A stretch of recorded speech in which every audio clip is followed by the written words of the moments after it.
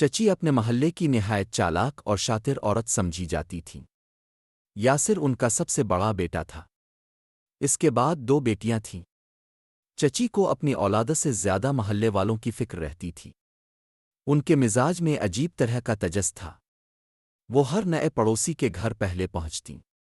بظاہر ان کو خوش آمد کہنے جاتی تھیں، مگر دراصل وہ ان کی جاسوسی کرنے جاتی تھیں کہ کون لوگ ہیں، کیسے ہیں، مالی حالات کسی طرح کے ہیں۔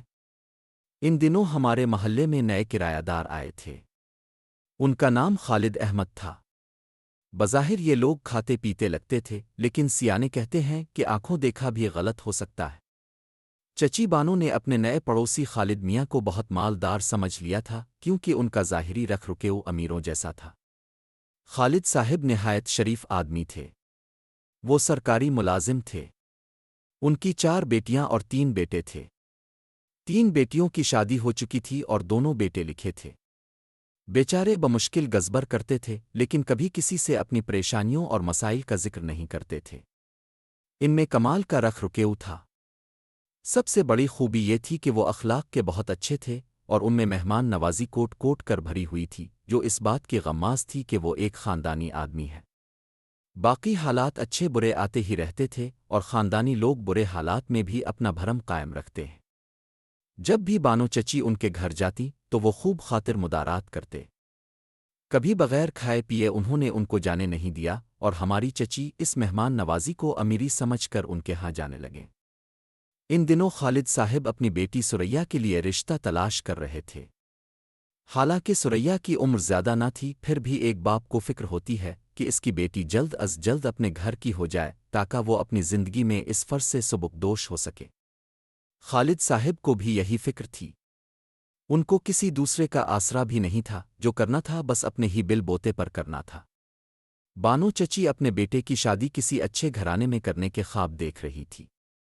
خالد صاحب کے گھر کا فرنیچر پرانا مگر اعلیٰ تھا۔ چچی نے سوچا کہ یہ گھرانہ بھی برا نہیں ہے۔ اگر ان کے ہاں رشتہ ہو جائے تو میرے بیٹے کی قسمت بدل جائے گی۔ سرکاری عہدے پر ہیں تو بیٹے کو سپورٹ مل جائے گی اور کافی جہیز بھی ملے گا۔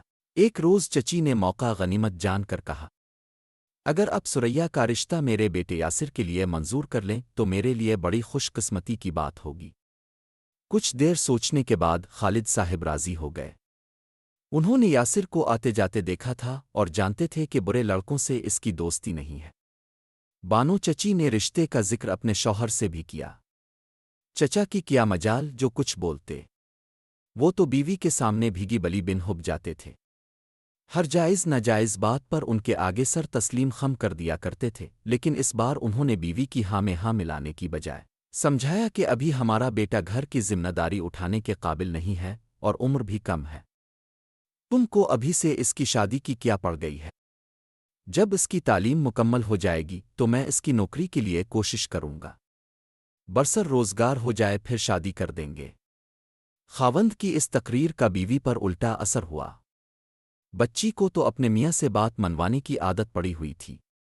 بھڑک کر بولے، واہ میاں، تم سے مشورہ لو تو الٹی سیدھی ہانکنے لگتے ہو۔ جب میں نے کہہ دیا کہ شریعہ سے یاسر کی شادی ہوگی تو ہو کر رہے گی اور بہت جلد ہوگی، تم دیکھتے رہنا۔ یاسر بھی اتنی جلدی شادی کے لیے تیار نہ تھا، لیکن ماں کی ضد کے آگے جھکنا پڑا۔ گھر میں سب جانتے تھے کہ چچی کا کہا پتھر کی لکیر ہے۔ یوں کوئی اور کچھ بھی نہ بول پایا، اور 1 ماہ کے بعد یاسر کی شادی سریا سے انجام پا گئی، لیکن چچی بانو کی توقع پر اس پڑ گئی۔ سریا ان کی توقع کے مطابق اتنا جہیز نہ لائی تھی۔ گویا ان کی امیدوں پر پانی پھر گیا۔ اب وہ سمدھی سے کہتی، تم سرکاری عہدے پر ہو، داماد کے لیے کچھ سوچو، اور بیچارے خالد صاحب چپ ہو جاتے۔ وہ خود رشوت نہیں لیتے تھے تو کسی کو رشوت دے کر کیسے داماد کی نوکری لگواتے، اور وہ بھی انٹر پاس کو۔ الفادیر سے مایوس ہو کر بانو بیگم بہو کے پیچھے پڑ گئیں۔ اٹھتے بیٹھتے اس کو جہیز نہ لانے کے تانے دینے لگیں، اور پھر ان تانوں میں تندی اور شدت آتی گئی۔ بالآخر سریا نے ایک روز کہہ دیا کہ پہلے تو آپ کو صرف بہو چاہیے تھی، اور اب جہیز کی فکر کھائے جا رہی ہے۔ بہو کا اتنا کہنا تھا کہ وہ آگ بگولا ہو گئیں اور بولے، ارے ہمیں کیا پتہ تھا کہ تم لوگ صرف دکھاوے کے امیر ہو؟ اگر جانتی تو کیوں تجھ کو بیاہ کر لاتی؟ وہ دھمکیاں دیتی اپنے کمرے میں جا کر لیٹ گئیں۔ سریا بیچاری ساس کا غصہ دیکھ کر ہکا بکا رہ گئی۔ وہ تو اس خاتون کو ایک شفیق ماں جیسا سمجھتی تھی۔ کیا خبر تھی کہ مٹی کی اس صورت کے اندر کیا آتش فشاں چھپا ہوا ہے۔ انہی دنوں یاسر کو ایک معمولی نوکری ملی تھی۔ وہ ایک ہوٹل میں حساب کتاب سنبھالتا تھا، جس کی اسے بس گزارے لائق تنخواہ ملتی تھی۔ اس روز وہ جلد گھر آ گیا تھا۔ سریا باورچی خانے میں رات کا کھانا تیار کر رہی تھی۔ یاسر کو آتے دیکھ کر خوش ہو گئی کیونکہ شادی کے 4 ماہ بعد آج پہلی بار وہ جلد گھر آیا تھا۔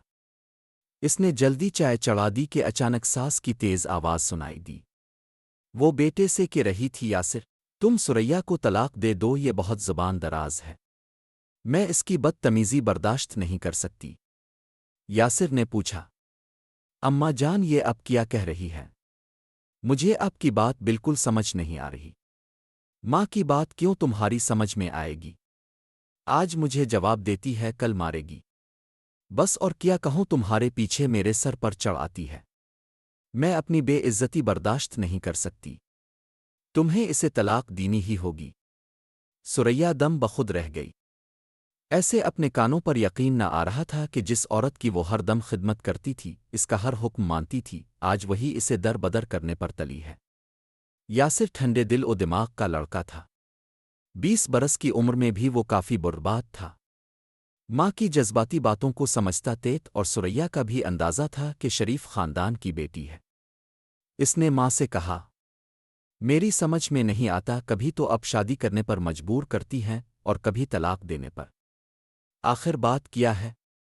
سریا سے میں نے آپ کی مرضی اور رضا کے مطابق شادی کی ہے، کہیں سے بھگا کر نہیں لایا کہ کل لایا ہوں آج چھوڑ دوں۔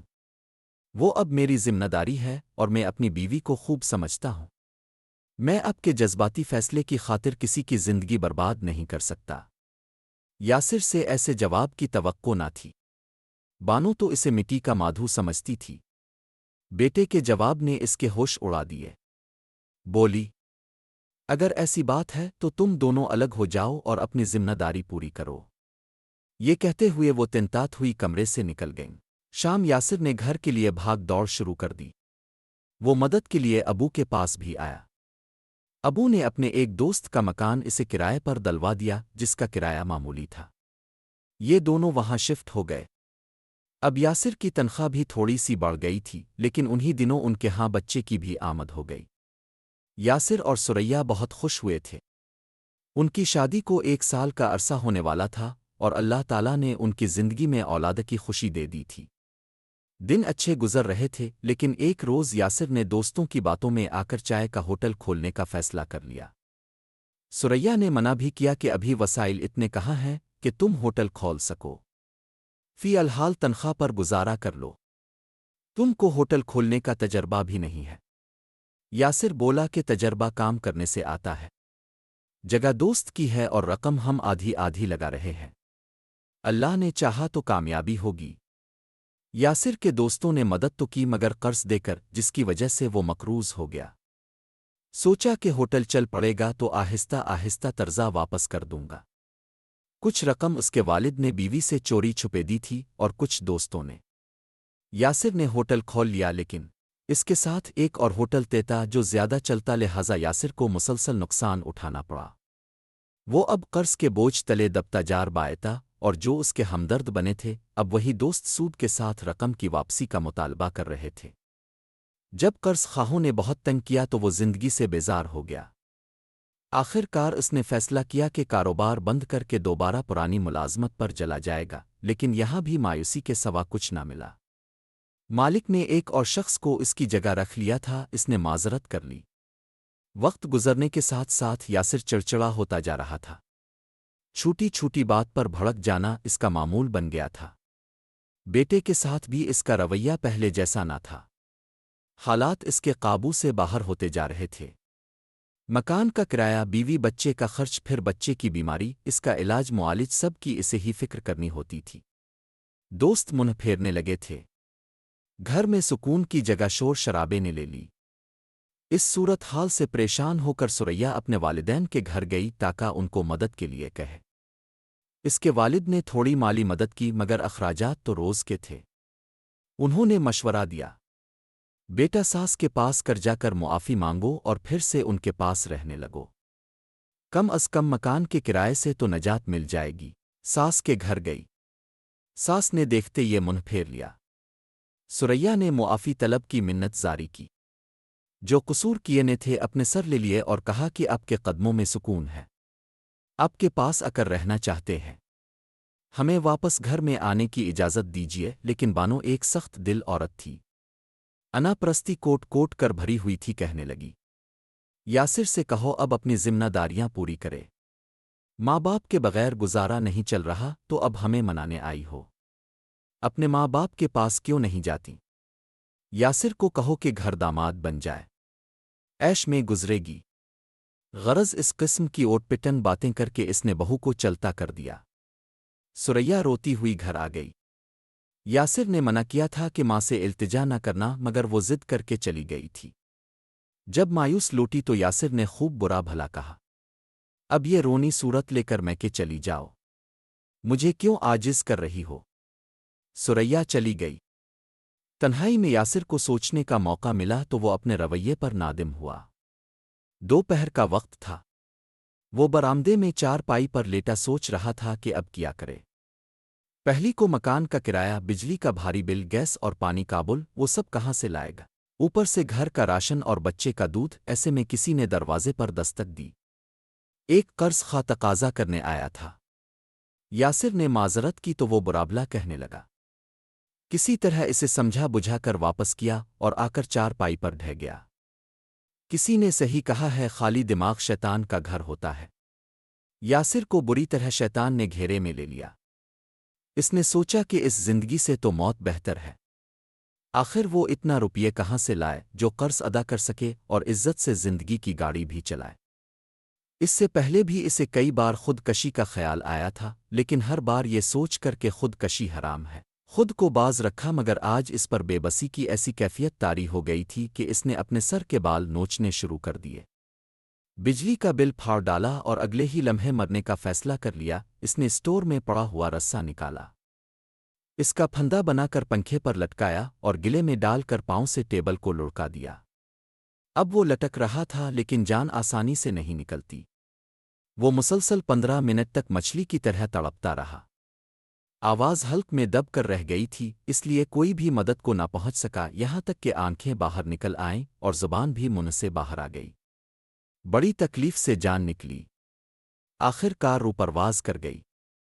سریا بیچاری اپنے ماں باپ کے گھر شوہر کی پریشانیوں کا حل تلاش کرنے گئی تھی۔